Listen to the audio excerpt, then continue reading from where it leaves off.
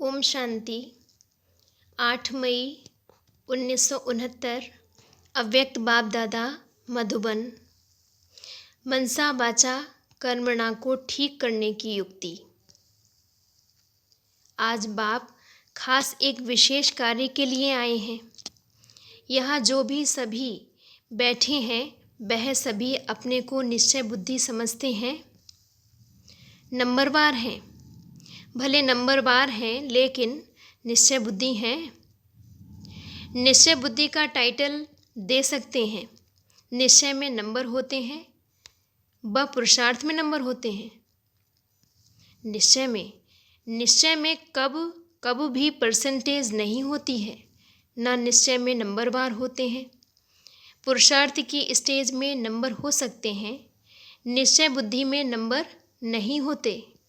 बातों है निश्चय व संशय।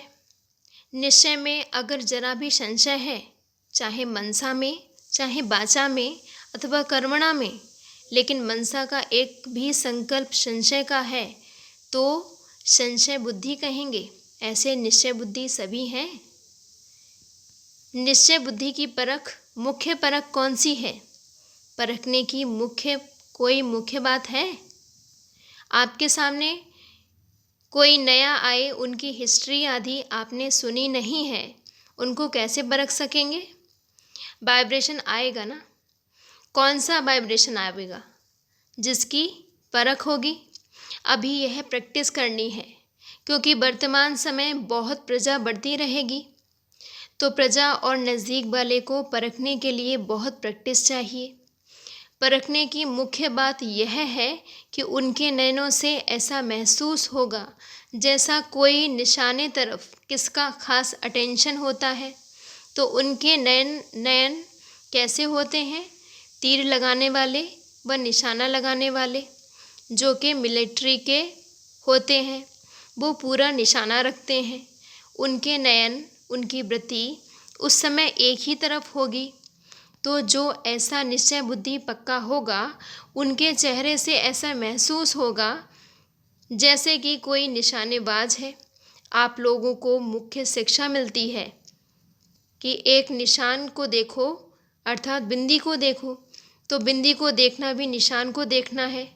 तो निश्चय बुद्धि की निशानी क्या होगी? पूरा निशाना होगा। निशान जरा भी हिल जाता है तो फिर हार हो जाती है। निश्चय बुद्धि के नयनों से ऐसे महसूस होगा जैसे देखते हुए भी कुछ और देखते हैं, उनके बोल भी वही निकलेंगे। यह है निश्चय बुद्धि की निशानी। निश्चयबाज की स्थिति नशे वाली होती है, तो निश्चय बुद्धि की परख है निशाना, और उनकी स्थिति नशे वाली होगी। यह प्रैक्टिस अभी करो, फिर जज करो हमारी परख ठीक है व नहीं। फिर प्रैक्टिस करते करते परख यथार्थ हो जाएगी। दृष्टि में सृष्टि कहा जाता है ना, तो आप उनकी दृष्टि से पूरी सृष्टि को जान सकते हो। मनसा वाचा कर्मणा तीनों को ठीक करने के लिए सिर्फ 3 अक्षर याद रहें। वह 3 अक्षर कौन से हैं? यह 3 अक्षर जो रोज मुरली में भी आते हैं।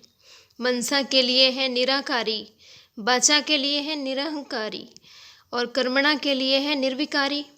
देवताओं का सबूत वाचा और कर्मणा का ही है, कर्मणा का यही है ना। तो निराकारी, निरहंकारी और निर्विकारी, यह 3 बातें अगर याद रखीं तो मनसा वाचा कर्मणा तीनों ही बहुत अच्छे रहेंगे। जितना निराकारी स्थिति में स्थित रहेंगे, उतना ही निरहंकारी और निर्विकारी रहेंगे। विकार की कोई बदबू नहीं रहेगी। यह है मुख्य पुरुषार्थ। यह 3 बातें याद रखने से क्या बन जावेंगे? त्रिकालदर्शी भी बन जावेंगे, और भविष्य में फिर विश्व के मालिक अभी बनेंगे, त्रिलोकीनाथ और त्रिकालदर्शी। त्रिलोकीनाथ का अर्थ तो समझा है, जो तीनों लोकों के जान के सिमरण करते हैं, वह है त्रिलोकीनाथ। क्योंकि बाप के साथ आप सभी बच्चे भी हैं। अच्छा जी, ओम शांति।